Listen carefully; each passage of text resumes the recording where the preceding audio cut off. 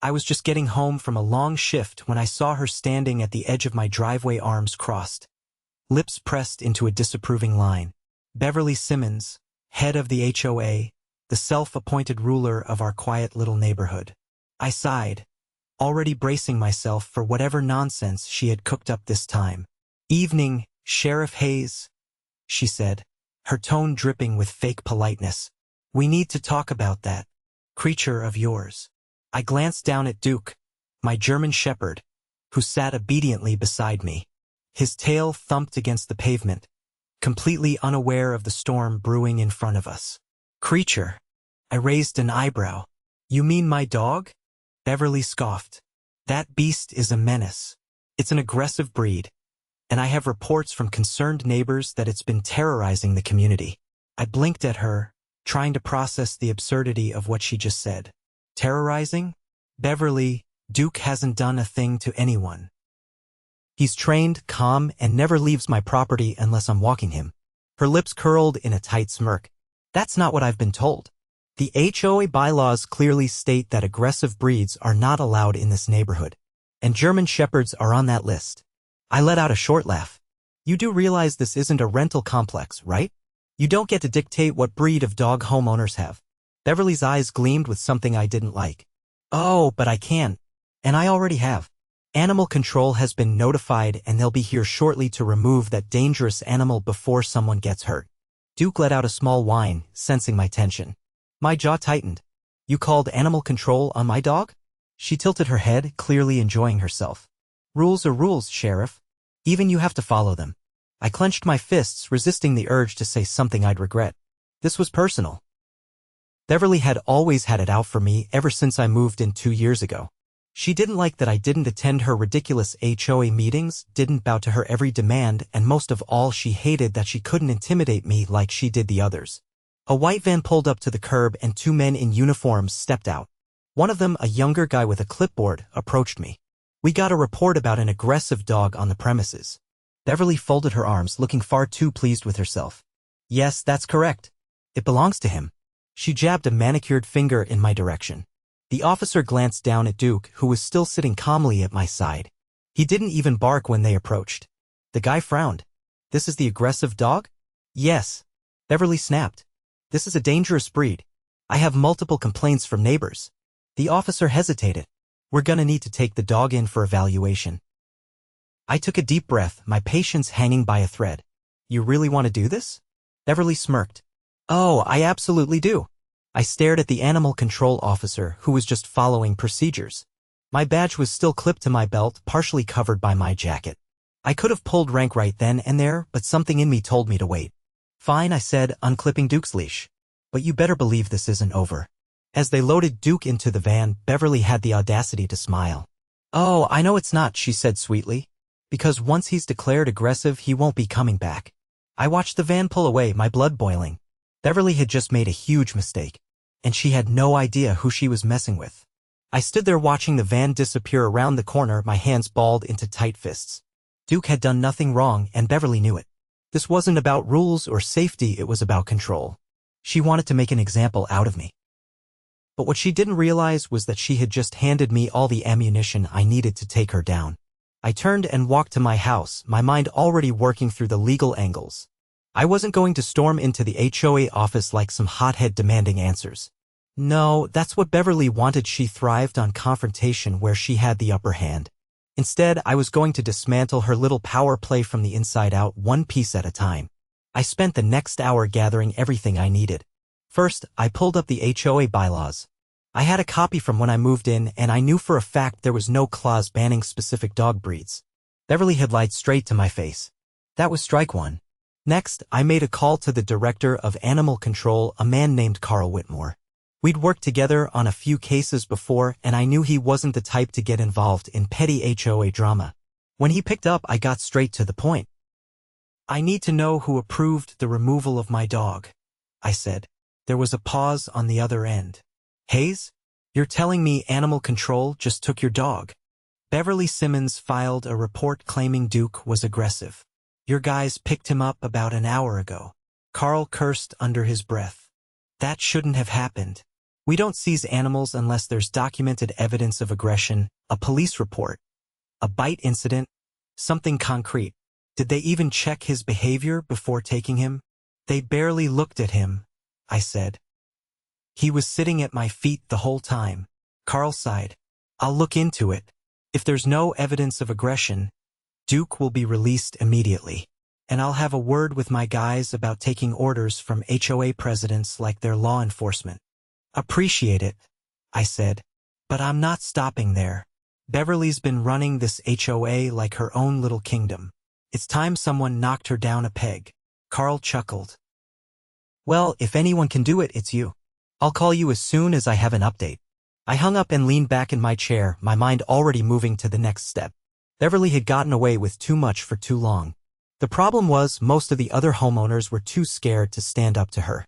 She ruled through intimidation, threatening fines, making up rules, and turning neighbors against each other. But fear only worked when people felt powerless. I had no intention of letting anyone feel powerless anymore. The next morning, I drove down to the county records office. If Beverly wanted to play legal games, I was going to beat her at them. I requested every HOA filing, amendment, and financial record for the last 5 years. It took some digging, but what I found made my blood run hot. Beverly had been making changes to the HOA bylaws without proper approval. She'd been increasing fines, charging extra fees, and funneling money into community improvement projects that never actually happened. And worst of all, she'd been using HOA funds to pay herself an undisclosed salary, something that was strictly against the laws governing homeowners associations. I made copies of everything. By the time I got back home, my phone buzzed. It was Carl. Duke's clear, he said. No signs of aggression, no complaints on record. I already gave the order for his release. Good, I said. But I need one more favor. Name it. Can you send me a copy of the official report filed against Duke? There was a brief pause. Yeah, but you're not gonna like it. A minute later, my email pinged with an attachment. I opened the file and felt my anger spike all over again. The complaint wasn't from multiple neighbors like Beverly had claimed. It was from one person, Beverly Simmons. She had fabricated the entire thing. That was it. She had crossed every possible line, and now I was going to make sure she never held another ounce of power in this neighborhood again. I drove straight to the HOA office, storming through the door without knocking. Beverly was sitting at her desk, sipping coffee like she hadn't just tried to ruin my life. Hayes, she said, feigning surprise. Something I can help you with? I dropped the stack of documents onto her desk. Yeah, you can explain why you've been stealing from the HOA. Her face paled for a fraction of a second before she forced a laugh. I don't know what you're talking about. I leaned in, my voice low and steady. I have records of unauthorized bylaw changes, misallocated funds, and fraudulent fines. And I have proof that you filed a false report to have my dog taken away. She stiffened. I spoke to animal control. There were no other complaints. Just yours. You lied, Beverly. And that's a criminal offense. Her hands trembled slightly, but she squared her shoulders. You have no authority over the HOA. I smiled coldly. Maybe not, but the county auditor does. And so does the district attorney's office, who will be very interested in your financial misconduct. She shot up from her chair. You wouldn't dare. I already did, I cut in. Enjoy the rest of your day, Beverly. It might be your last one in charge. I turned and walked out, leaving her standing there, speechless. By the end of the week, the HOA board had called an emergency meeting. Beverly tried to fight it, but the evidence was too overwhelming. She was removed from her position, fined for misappropriation of funds, and banned from ever holding another leadership role in the community. As for Duke, he was back home where he belonged, lounging in the sun like nothing had ever happened. And the best part? The neighborhood was finally free. The neighborhood was buzzing. Word spread fast about Beverly's downfall, and people were finally speaking up. Homeowners who had been too afraid to challenge her before were now coming forward with their own grievances. Unjust fines, selective enforcement of rules, even threats Beverly had made to keep people quiet. It was like a dam had broken and everything she had built her power on was crumbling beneath her. I watched it unfold from my porch with Duke sitting at my feet, his ears twitching as neighbors gathered in small groups, exchanging stories about all the ways Beverly had made their lives miserable. Some were laughing at the absurdity of it all, others were shaking their heads in disbelief, realizing just how much they had let her get away with. Then something happened that I hadn't expected.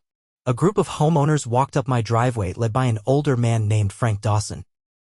He had lived in the neighborhood for over 20 years and had been one of the few people who had ever dared to push back against Beverly in the past.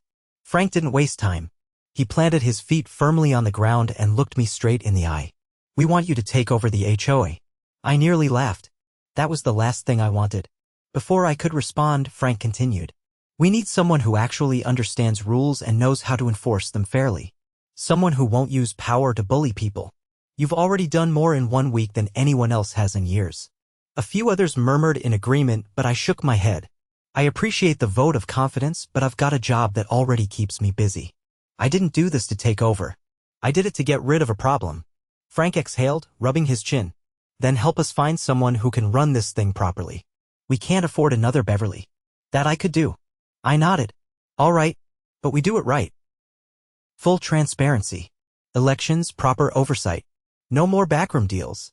A sense of relief rippled through the group, and I knew then that things were really going to change. The next few weeks were a whirlwind.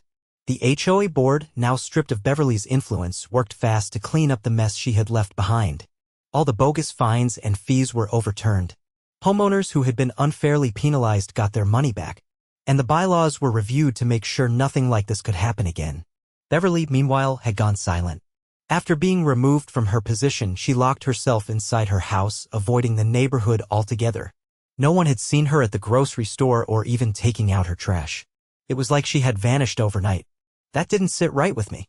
Beverly wasn't the type to back down so easily. One evening, as I was walking Duke, I noticed something strange. A moving van was parked outside Beverly's house. 2 men were loading furniture into the back, working quickly and quietly. I stopped at the curb, watching. Beverly stepped outside, her face pale and drawn. She wasn't barking orders like she usually did. She wasn't even acknowledging the movers. She just stood there, arms crossed, staring at the ground. She must have felt me watching because she glanced up, her eyes narrowing. I didn't say anything. I just gave her a long, steady look. Beverly straightened her shoulders, lifting her chin. "Enjoy it while it lasts, Sheriff. This neighborhood is just as rotten as ever. You think you fixed something? You didn't." I tilted my head slightly. "You're leaving," she scoffed. "Did you really think I was going to stay here after all this? Please, this place is beneath me now." I almost laughed at the irony. Beverly had spent years trying to control this neighborhood, forcing her rules on everyone else, and now she was running away the moment she lost her grip. "Good luck," I said, turning to walk away. She called after me. "You think you won, but power always shifts. Sooner or later, someone else will come along and do exactly what I did. And when that happens, don't expect anyone to stand up for you like you did for them." I didn't even bother responding. Beverly didn't understand that this was never about power. It was about fairness. About making sure no one else had to live under the kind of fear and manipulation she had created. As I walked away, Duke trotting beside me, I knew one thing for sure. Beverly Simmons was history. And this neighborhood was finally free to move forward without her. Beverly's departure wasn't the end of it. The damage she had done to the neighborhood didn't disappear overnight.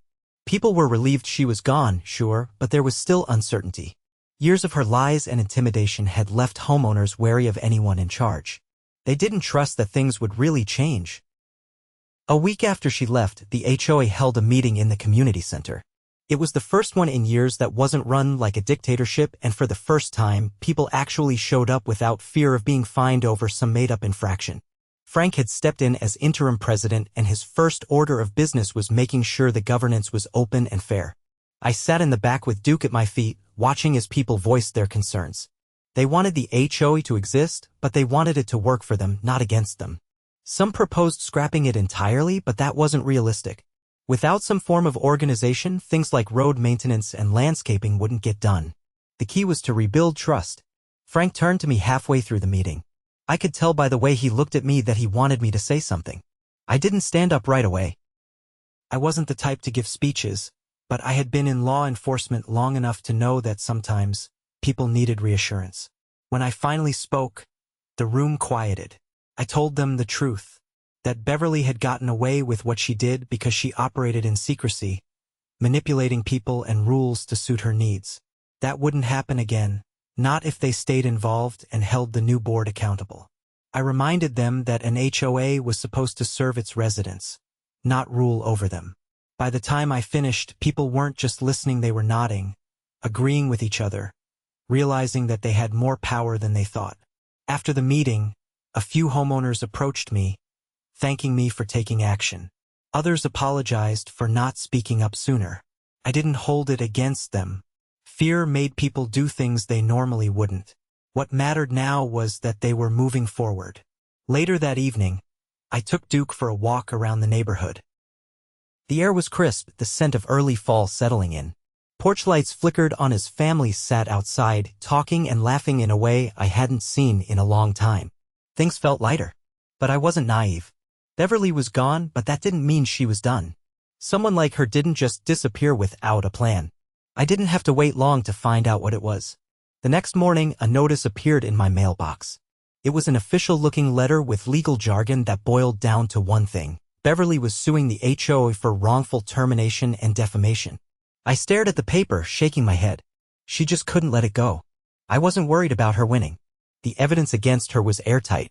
But I knew her real goal wasn't to win in court, it was to drag things out, make things messy, and drain the HOA's resources in legal fees. She wanted revenge. I wasn't going to let her have it. I made a few calls, starting with the county auditor's office. The investigation into her financial misconduct hadn't been closed yet, and I wanted to know where things stood. What I found out made me grin. The county had uncovered even more discrepancies in the HOA's financial records. Beverly had been skimming money for years, funneling it through bogus invoices and shell accounts. It was worse than anyone had realized. That gave me an idea. Instead of waiting for her lawsuit to drag out, I filed a countersuit on behalf of the HOA. Not just for the stolen funds, but for fraud, breach of fiduciary duty, and intentional infliction of emotional distress on the community. Beverly wanted a fight? She was about to get one. 2 weeks later, we faced off in court. She arrived with a high-priced attorney, all confidence and arrogance, like she still believed she could manipulate her way out of this. But the moment our lawyer laid out the evidence, bank records, forged documents, testimonies from homeowners, her bravado started to crack. The judge didn't buy her excuses. By the end of the hearing, she was ordered to repay every cent she had stolen, plus damages. The lawsuit she had filed against the HOA? Dismissed with prejudice. She stormed out of the courtroom, her face red with fury. I caught up with her outside, standing back as she fumbled with her car keys, muttering under her breath. She turned on me, eyes blazing. I didn't say anything at first. Just watched as she searched for something to say, some last attempt at regaining control. But there was nothing left for her to hold onto. She knew it. And so did I. When I finally spoke, my voice was calm. I told her that actions had consequences. That she could have walked away quietly, but instead she had tried to destroy everything on her way out. And now she was paying for it. She didn't respond. Didn't even look at me as she got in her car and drove away. That was the last time I saw Beverly Simmons. The neighborhood moved on. With the HOA under new leadership, things ran smoother. No more absurd fines. No more secret meetings. People actually trusted the system again. And Duke? He was right where he belonged. At my side, safe and sound. With Beverly gone, the neighborhood settled into a rhythm it hadn't known in years. The HOA, now under Frank's leadership, focused on rebuilding trust. People started attending meetings voluntarily, no longer fearing that a minor infraction would lead to a hefty fine. Even the local landscapers seemed more at ease, no longer getting harassed over the height of someone's hedges. But I wasn't convinced Beverly had given up entirely. She had lost her position, her lawsuit had failed, and she had been ordered to repay the money she had stolen. Yet, something still nagged at me. She wasn't the kind of person to walk away without some last-ditch effort to sink her claws into the community. That suspicion was confirmed when Frank stopped by my house one afternoon holding a thick envelope. He dropped it on my kitchen table, looking unimpressed. It was a petition. Beverly had been working behind the scenes, gathering signatures from homeowners who still supported her. She was trying to force a special election to reinstate herself as HOA president. I flipped through the pages.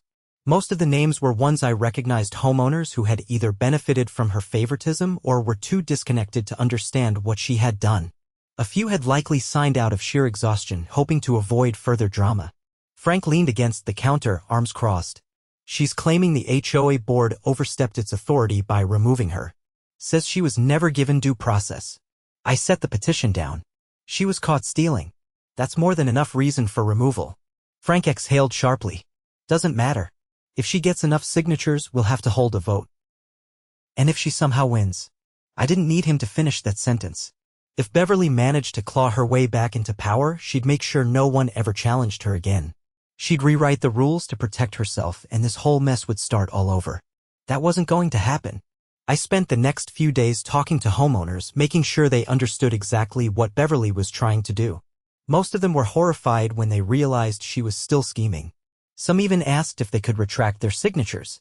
But Beverly had anticipated that. She had filed the petition with the county clerk's office before anyone could back out, locking in the signatures as official. The special election was set.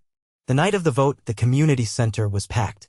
People who had never attended an HOA meeting before showed up, some out of curiosity, others out of concern. Beverly was there, standing near the front, looking as smug as ever. She had even dressed the part, wearing a blazer like she was about to walk into a corporate boardroom instead of a neighborhood meeting. Frank opened the meeting with a recap of why they were there. He kept it factual, listing Beverly's financial misdeeds, the fraudulent complaints she had lodged, and the legal action taken against her.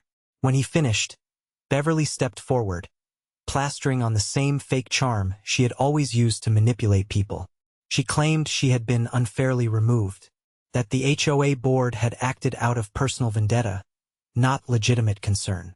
She painted herself as the victim, a misunderstood leader who had only been trying to maintain order. Some people nodded along, but I could see the doubt in their eyes. Then she made her biggest mistake. She tried to drag me into it. She pointed in my direction, her voice full of forced indignation. And let's not forget that Sheriff Hayes here has been leading this witch hunt from the beginning. He used his position to intimidate me, to turn the board against me. Is this the kind of leadership we want? I stood up slowly. I wasn't going to let her rewrite history. I reminded the room of the evidence, the financial records, the falsified complaints, the way she had treated the neighborhood like her personal kingdom. I laid it out so clearly that even the few people who had supported her looked uncomfortable. Then I pulled out my final card. During my investigation into her financial misconduct, I had come across something interesting. Beverly had been fined before, not by the HOA, but by the state. She had been caught embezzling funds from a previous job years before she moved into our neighborhood. She had covered it up, but the records were still there, buried under layers of bureaucratic paperwork. I placed the documents on the table where everyone could see them. The room went silent. Beverly's face drained of color. Frank picked up the papers, scanning them before looking at her. You never disclosed this. You ran an HOA while having a criminal history of financial fraud. She stammered, trying to regain control. That was years ago. It has nothing to do with this. But it had everything to do with this. The vote wasn't even close. Beverly lost by a landslide. The HOA board immediately moved to ban her from ever holding a position again. She tried to argue, but no one was listening anymore. As the meeting wrapped up, Beverly stormed out, shoving past people to get to the door. But before she could leave, I stepped into her path. I kept my voice low. This is done, Beverly. You lost. Walk away. She glared at me, her eyes full of hatred. But she didn't say another word. She walked out of that community center and, as far as I know, never looked back. The neighborhood finally had peace. The HOA was functional again. And Duke? He was sleeping soundly on my porch, right where he belonged. The weeks following Beverly's final defeat were quieter than I had expected. No more surprise HOA notices, no more bogus fines appearing on people's doorsteps. I kept waiting for some last-ditch attempt from her, some desperate grasp at control, but nothing came. It seemed she had finally learned what happened when she pushed too far. Without her interference, the neighborhood finally had the chance to function like a real community. People who had once avoided HOA meetings started attending regularly now that they weren't being ambushed with arbitrary rules. Frank and the new board made decisions based on what actually benefited homeowners rather than what filled Beverly's pockets. The best part? Duke was back to his usual routine, trotting beside me on morning walks, lounging in the yard without a care in the world. He had no idea how close he had come to being taken from me permanently. That thought still burned in the back of my mind. One evening, as I was finishing some reports at home, my phone buzzed with a call from Carl Whitmore. Carl wasted no time. "Hayes, you're gonna want to hear this." I set my pen down. "Go on." "Beverly's trying to pull something with animal control again. She filed a formal complaint with the county claiming your dog should be re-evaluated for aggression." I exhaled sharply. "She really doesn't know when to quit." "She must be desperate," Carl said. "But here's the kicker, she's not just targeting Duke this time. She's going after every large breed dog in the neighborhood. She submitted a petition claiming they're a safety risk, trying to force the HOA to enact a community-wide breed ban." That was a new level of underhanded even for her. I rubbed my temple. "Please tell me the county isn't taking this seriously." Carl scoffed. "Not a chance. But she's been making noise, trying to rally people. There's a hearing set for next week and she's pushing to have the HOA board back her petition." I leaned back in my chair. "She's trying to get back in through the back door. If she can't control the neighborhood directly, she'll do it by manipulating the rules." "Exactly," Carl said. "Figured you'd want to be there when this all plays out." I didn't hesitate. "I'll be there. And I'll make sure she doesn't get away with it." The day of the hearing, I arrived early. The county office was packed, homeowners, board members, even a few local news reporters. Beverly was already seated at the front, flipping through a thick folder of documents. She had dressed for the occasion, presenting herself as a concerned citizen rather than the disgraced former HOA president. Frank arrived moments later, nodding to me as he took a seat with the rest of the board. He looked unimpressed by Beverly's theatrics but concerned about the potential fallout. The hearing began with Beverly launching into a meticulously rehearsed speech. She painted a picture of a neighborhood under siege by dangerous animals, claiming multiple residents had expressed fear over unpredictable, aggressive breeds. She had even compiled vague, unverified incident reports meant to support her argument. She spoke with conviction as if she truly believed the nonsense she was spewing. Then it was our turn. Frank stood first, calmly debunking her claims. He pointed out that no actual complaints had been filed by residents, not to the HOA, not to animal control, not to the police. He reminded the board that the previous attempt to remove Duke had been based on fabricated evidence orchestrated by Beverly herself. Then I stood up. I didn't need theatrics. I didn't need exaggerated claims. I just presented facts. I outlined Beverly's history of manipulating regulations for personal gain, her pattern of using fear tactics to maintain control. I referenced the investigation into her financial misconduct, her fraudulent filings, and most importantly, her personal vendetta against my dog. I could see the board members shifting in their seats, realizing just how deep her obsession ran. Then I delivered the final blow. Carl had provided me with a full list of complaints filed against dogs in the neighborhood over the past 5 years. Not a single one matched the criteria Beverly had fabricated. In fact, the only documented incident involving an aggressive dog in the neighborhood had been one that belonged to a close friend of hers, an incident she had conveniently omitted from her petition. The room fell silent. The board deliberated for less than 5 minutes before issuing their decision. Petition denied. Beverly's face was a mask of barely contained fury. She had put everything into this last desperate attempt to claw back influence, and now she had nothing left. As people filed out, she stormed up to me, her voice low and venomous. "You think you've won," she hissed. I met her gaze evenly. "No, Beverly. I think the neighborhood won. And you lost. Again." Her hands clenched at her sides. "This place is a joke. You're all fools if you think you're better off without me." I didn't bother responding. She wasn't worth the energy. She spun on her heel and marched out of the building. That was the last time I ever saw Beverly Simmons. With her influence finally severed, the neighborhood flourished. The HOA became what it was always meant to be, a resource, not a weapon. People took pride in their homes, not out of fear of fines, but because they actually cared. Duke remained happily at my side, completely unaware of just how close he had come to being another casualty of Beverly's schemes. And as I sat on my porch that evening, watching the sunset over the quiet, peaceful neighborhood, I knew one thing for certain. This was finally over.